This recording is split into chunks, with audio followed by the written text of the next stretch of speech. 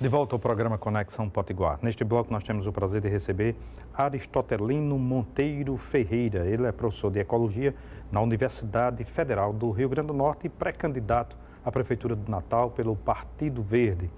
Professor, obrigado por estar conosco, tudo bem? Eu agradeço. Como é que surgiu essa ideia de disputar a Prefeitura de Natal pelo Partido Verde? Perfeito. O Partido Verde agora está passando por um momento muito auspicioso, né?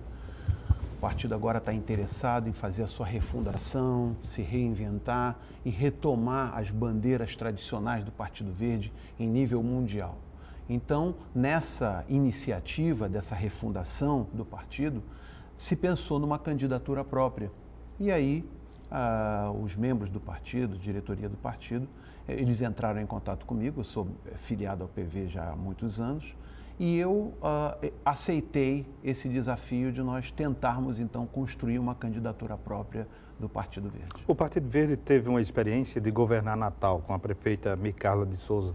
O que é que o Partido Verde vai propor de diferente do que propôs Micarla? A nossa proposta é romper, né, com o modus operandi de fazer política tradicional.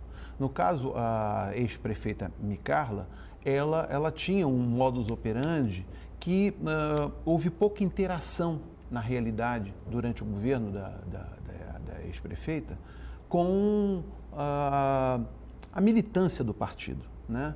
Houve pouca participação, pouca interação. E nós estamos querendo fazer diferente. A gente está querendo realmente que a militância do partido, que as pessoas que gravitam em torno do partido participem ativamente dos destinos, dos desígnios, dos planos de governo. Está sendo feito todo um trabalho de reuniões, tá, periódicas dentro do partido para que a gente possa consolidar uma proposta de governo, mas uma proposta fundada nas bases do partido. Professor Aristotelino, além do seu partido, o Partido Verde, tem outros dois partidos, pelo menos aqui no Brasil, no Rio Grande do Norte, que trabalham essa questão ambiental, que é o PEN, que é o Partido Ecológico Nacional, e a Rede, né? Eu pergunto, esses partidos, o senhor está falando em interagir, em conversar, esses partidos que têm bandeiras parecidas, eles se conversam, eles dialogam? A nossa pretensão é exatamente essa, né? Nós temos afinidades, existem bandeiras que são comuns, existem similaridades bastante flagrantes com essas agremiações e a nossa ideia é interagir com eles no momento certo, vamos conversar e vamos ver como é que isso pode se tornar, quem sabe, lá na frente, uma consolidação de uma coligação. Existe uma abertura para isso, existe um desejo para isso e nós vamos correr atrás disso. Do ponto de vista de propostas, acho que fica até mais fácil criar esse diálogo, né? Sim, entenda que a questão ambiental definitivamente é uma bandeira importantíssima, fundamental do Partido Verde e certamente esses outros partidos também, o próprio Partido Ecológico, o nome já está dizendo, né, que tem essas bandeiras. Entretanto, a gente também entende que é necessário que para que essas coisas aconteçam, para que a sustentabilidade aconteça, para que haja toda uma preocupação ambiental, é necessário cooperação. E para ter cooperação é necessário que você traga para o governo, que a população de Natal tenha um sentimento de pertencimento. Eu acho que isso não existe. Então, o que acaba acontecendo é que as iniciativas são muito voluntaristas e isoladas. A ideia é você propor um governo que chame as pessoas, que as pessoas se sintam pertencentes à cidade. Então essa é a novidade que a gente quer trazer. Não apenas falar de meio ambiente, mas falar de um governo que chama a população, que convida a população a participar. E para fazer isso você precisa ter transparência. E é uma coisa que os governos não têm e que a gente quer.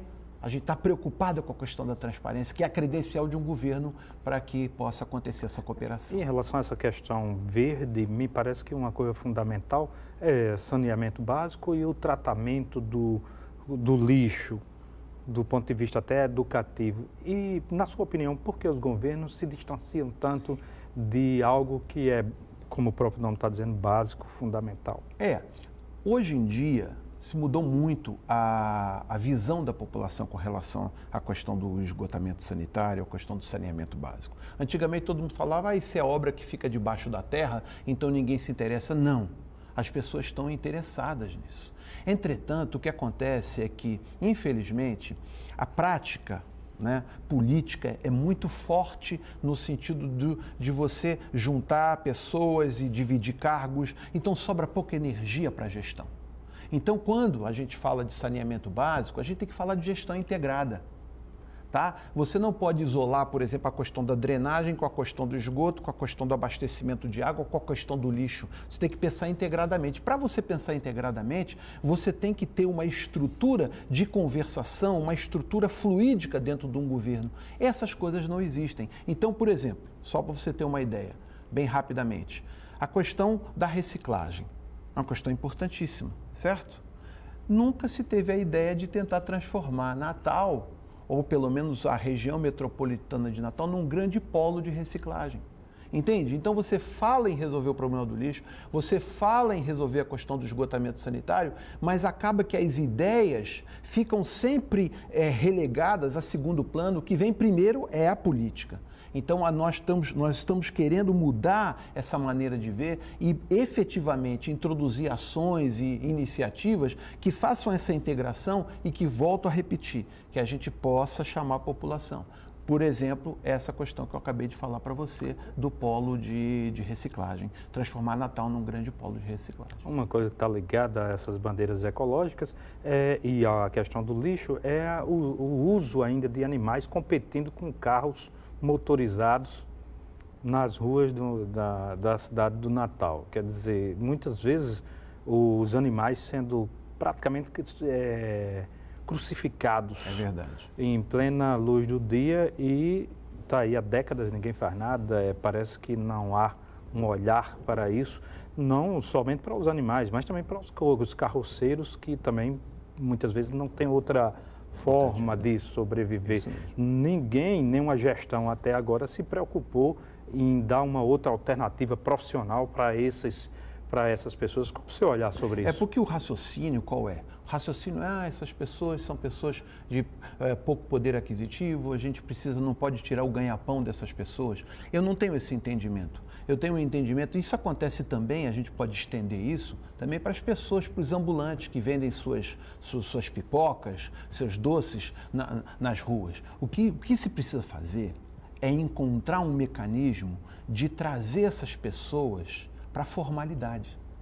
Então, é carroceiro? Então vamos chipar esses animais, vamos ter as trajetórias. Por exemplo, qual é o problema do carroceiro hoje? Além dele competir com o trânsito, além dele maltratar os animais, ele também joga as metralhas em qualquer lugar. Então, no momento que você tem uma filosofia de trabalho que otimiza, porque eles cumprem uma função também de transportar esses dejetos, que poderia ser uma função da urbana. Como a urbana não cumpre a sua função, sobra para o carroceiro fazer isso com um preço bem mais em conta. Então, se você puder regularizar tudo isso, acompanhar tudo isso, por exemplo, chipar, sabe quanto é que custa isso? Um chipzinho, você compra por R$50. E você pode fazer isso, você pode controlar toda a trajetória desse pessoal nos lugares certos, nos ecopontos. E com isso você não precisa necessariamente acabar com essa atividade, mas você pode controlá-la, trazer essas pessoas para a formalidade e inclusive até gerar arrecadação no próprio governo.